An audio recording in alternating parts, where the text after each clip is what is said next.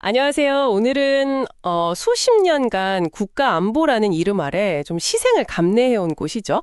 경기 북부 지역 이야기입니다. 네, 특히 군사시설 피해 보상 문제.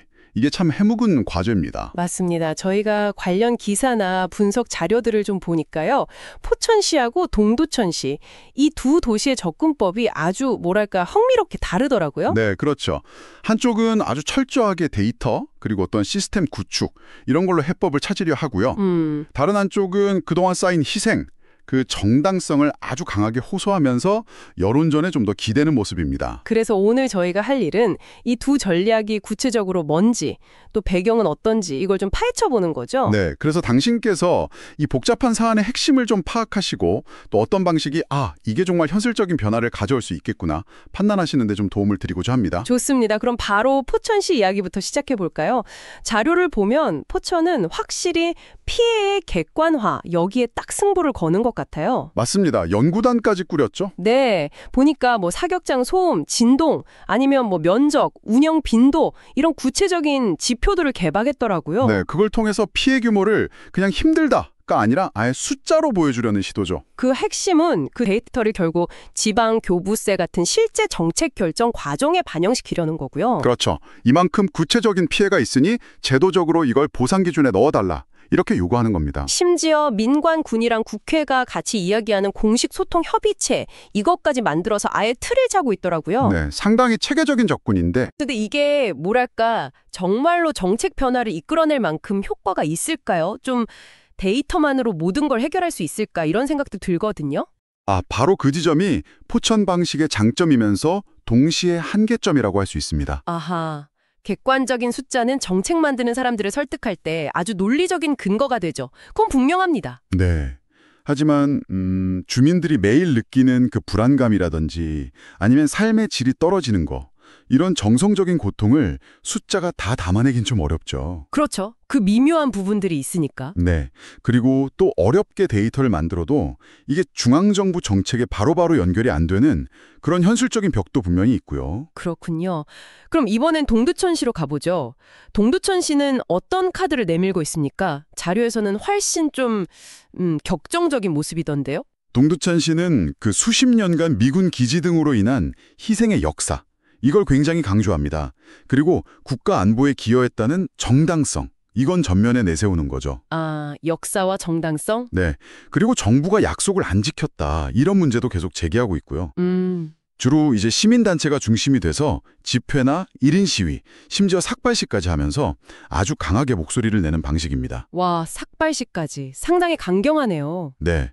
지역 경제가 어렵다, 지역이 소멸될 위기다, 이런 절박함도 계속 부각시키고 있고요. 확실히 포천하고는 결이 완전 다르군요.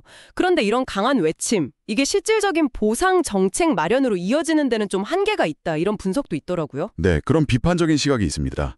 주로 구체성이 부족하다는 점을 지적하죠. 구체성 부족. 예를 들어 특별법 만들어달라고 요구는 하는데 그럼 그 법에 어떤 내용을 담을 건지, 재원은 어떻게 마련할 건지 이런 구체적인 정책 설계나 로드맵 제시는 상대적으로 좀 미흡하다, 이런 평가입니다. 하긴 감성적인 호소나 당위성만으로는 이 복잡한 예산 문제나 정책 우선순위를 바꾸기가 쉽지는 않겠죠. 네, 그런 현실적인 벽에 부딪힐 가능성이 크다고 보는 거죠. 결국 보면 두 도시 모두 각자의 방식으로 정말 애쓰고 있는데 해결해야 할 근본적인 문제들은 여전히 그대로 남아있는 거네요. 그렇습니다.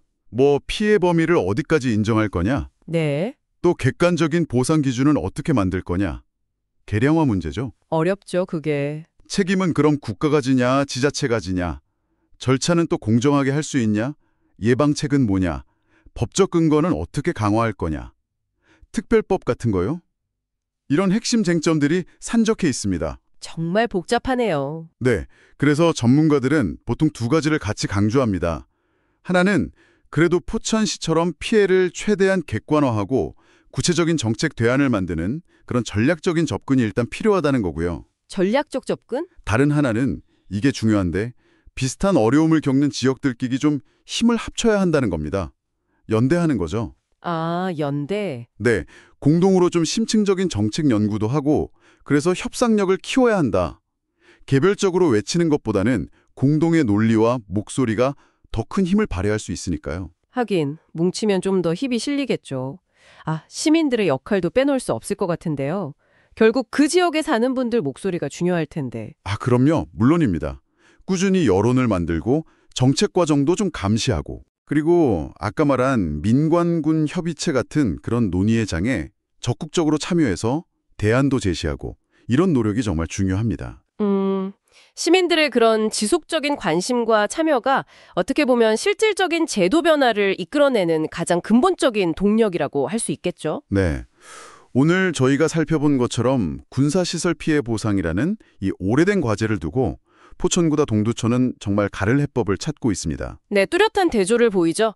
자료들을 쭉 종합해보면 뭐랄까 감정적인 호소도 물론 중요하지만 그걸 넘어서서 객관적인 데이터에 기반한 구체적인 정책 대안 제시 그리고 지역 간의 연대 이런 실용적인 접근이 어렵지만 그래도 실질적인 변화를 만드는 데는 좀 더 효과적일 수 있겠다 이런 점을 시사하는 것 같습니다. 네. 이 두 도시의 사례는 단순히 경기 북부만의 이야기는 아닐 겁니다. 당신께서도 아마 주변의 복잡한 사회 문제나 정책 갈등 속에서 어떻게 목소리를 내는 게 좋을까, 또 어떤 방식이 정말 실질적인 변화를 만들 수 있을까 한번 고민해 보시는 계기가 될 수도 있을 것 같습니다. 네, 좋은 말씀입니다. 마지막으로 이런 질문을 한번 던져보면서 마무리할까 하는데요. 네. 과연 데이터와 수치만으로 오랜 시간 쌓여온 주민들의 그 모든 고통과 희생의 무게를 온전히 담아낼 수 있을까요?